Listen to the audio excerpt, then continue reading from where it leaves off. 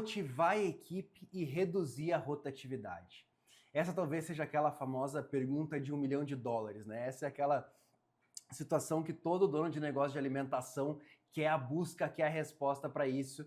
E eu, humildemente, de forma muito objetiva e clara, eu quero te trazer isso aqui nesse vídeo. Mas primeiro você precisa saber quem que está te ensinando aqui. Quem está te ensinando aqui é Rafael Scalco. Eu sou mentor de donos de negócio de alimentação, mas mais do que isso, eu sou um empreendedor na área. Já atuo há 13 anos, tenho restaurante em diferentes estados do Brasil. Então você vai ouvir aqui sobre gestão de pessoas, processos, seja sobre o que for aqui, sobre como eu motivar e diminuir a rotatividade, com base em alguém que vive o que ensina. Atualmente, quando eu estou gravando esse vídeo aqui, eu tenho em torno de 100 colaboradores. Então não é alguém teórico que vai te ensinar o que não vive de fato na prática. Então vamos lá. Primeiro ponto, reconheça mais do que recompensa. Como assim?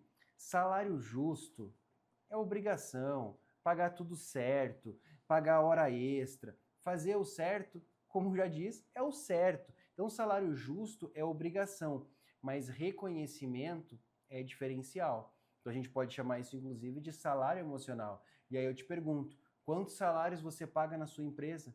Se você só paga um, se você só paga o salário financeiro, a gente já tem um problema. Você precisa pagar 2 salários na tua empresa. Um é o financeiro, o outro é o emocional.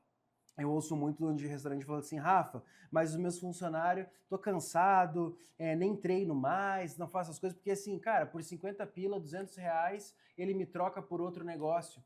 Pois é, se ele tá te trocando por 50, 100, R$ 200, é porque ele realmente só tá vendo dinheiro no teu negócio. Ele não tá vendo propósito, ele ali não se sente num ambiente onde ele é acolhido, onde ele como pessoa é importante e não somente um número. Então, quando isso acontece, desculpa te dizer, a culpa não é do funcionário, a culpa é tua, você que é o dono, a responsabilidade de tudo que acontece na tua empresa é sua. Se isso pode ter um caso isolado, mas se isso acontece com frequência, não é sobre a equipe, é sobre você não estar reconhecendo os teus colaboradores. Pequenos gestos que valorizam mantêm o time mais engajado. Às vezes por exemplo, no dia do garçom, você chamar a equipe ali e trazer uma mensagem e dar algum presente para a tua equipe celebrando o dia do garçom. No dia das mães, criar uma situação, uma ação específica para as mães que trabalham aí no teu restaurante.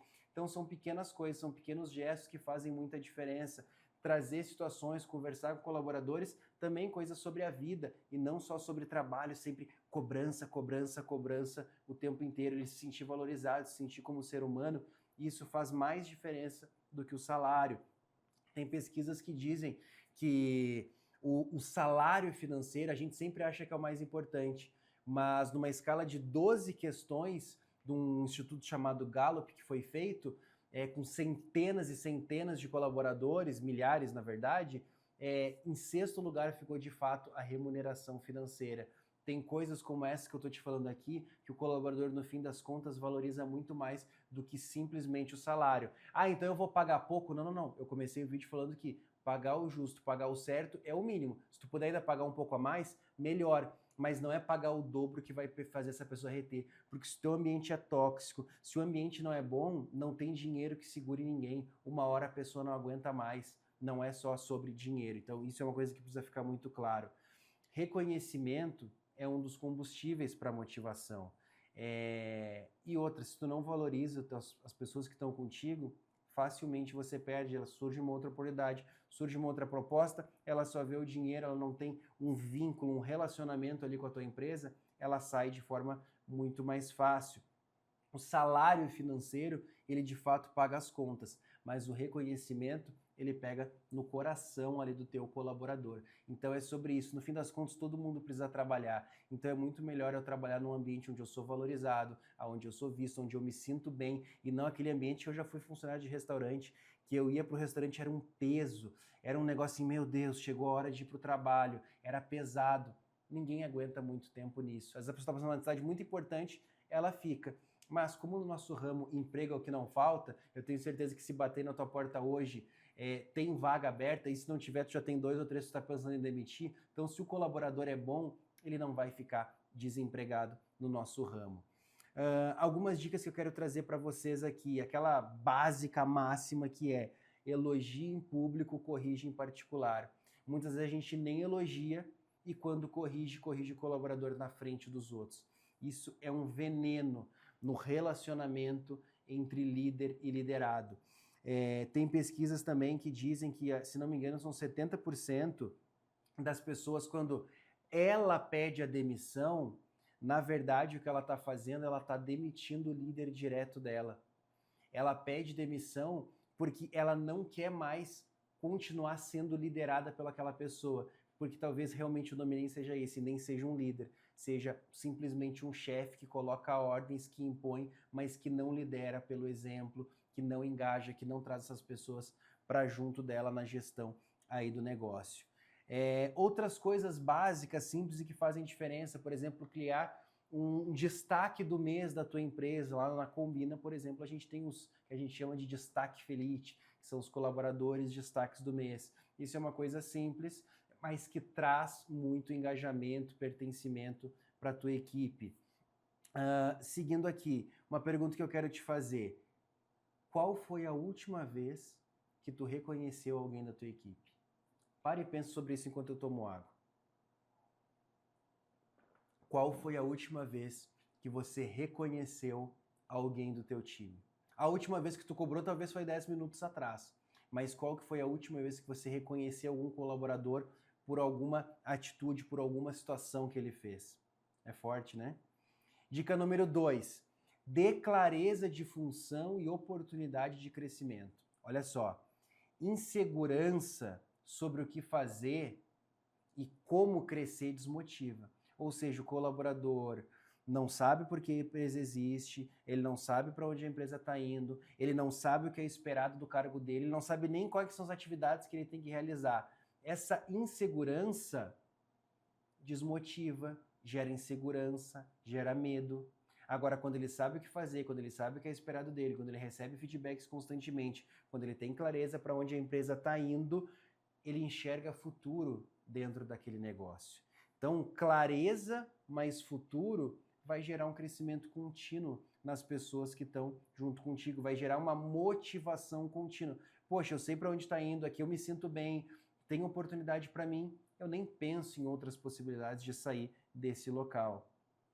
Porque quem não vê futuro aonde está, ele vai procurar outra porta, ele vai procurar outro emprego. Então, quando você tem um caminho claro, isso por si só já é algo que ajuda muito na retenção de talentos. E aqui é importante, a gente tem que falar, quando a gente fala de retenção de colaboradores, é retenção de talentos, porque tem muita gente retendo funcionário, mas retendo funcionário ruim, porque aí fica com medo de ficar sem ninguém, aí não demite, aquela pessoa vai de mal a pior, só piora, piora, e tu continua mantendo. Então, não é ter um turnover baixo, uma rotatividade baixa a qualquer custo, é manter e reter talentos. Os ruins não tem problema sair. A questão é quando você começa a perder colaborador bom e você não entende. Quando você perde colaborador e você não entende, você tem que olhar para dentro, olhar para isso que a gente está falando e vai falar nesse vídeo, porque é sobre a tua gestão interna, é sobre o clima da tua empresa, é sobre as ações do teu time de liderança ou suas mesmo.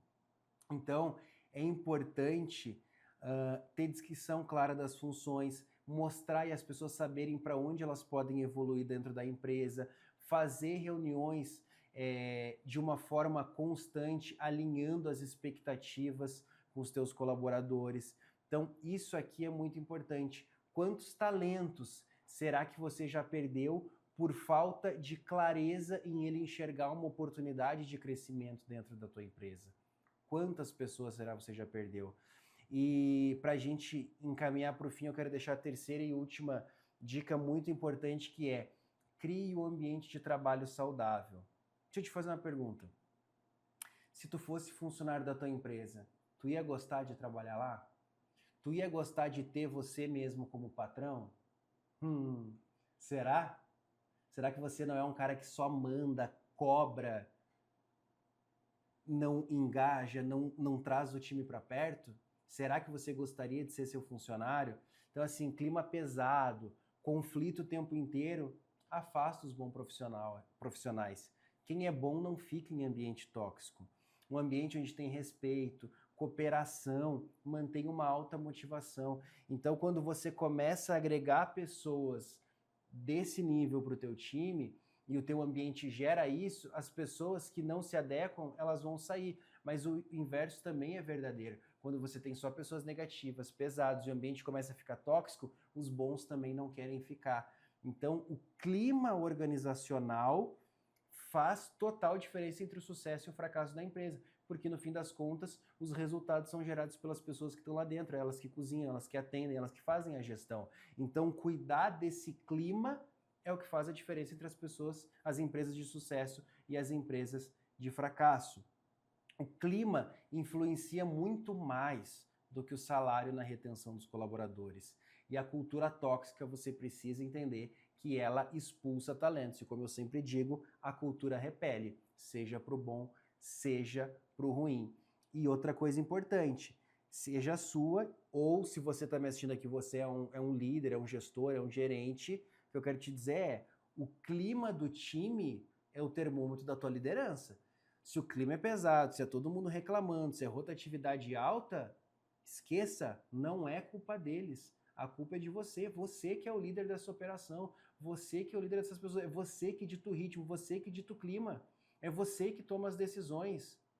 Então, o clima da empresa é o termômetro de como que está a tua liderança. Simples assim. Então, seja exemplo de postura, seja um exemplo de energia positiva. Como é que tu quer ter funcionários engajados, positivos, se toda vez que eles te veem, tu tá reclamando, resmungando de cara fechada? Não tem como. E aí, para finalizar, eu te pergunto mais uma vez, você trabalharia no teu próprio restaurante? Se esse conteúdo aqui te bateu, fez sentido para você, compartilha ele com teu líder, com teu gerente, com teu chefe de cozinha, com teu sócio, com a tua sócia, e eu te aguardo no próximo vídeo. Tchau, tchau!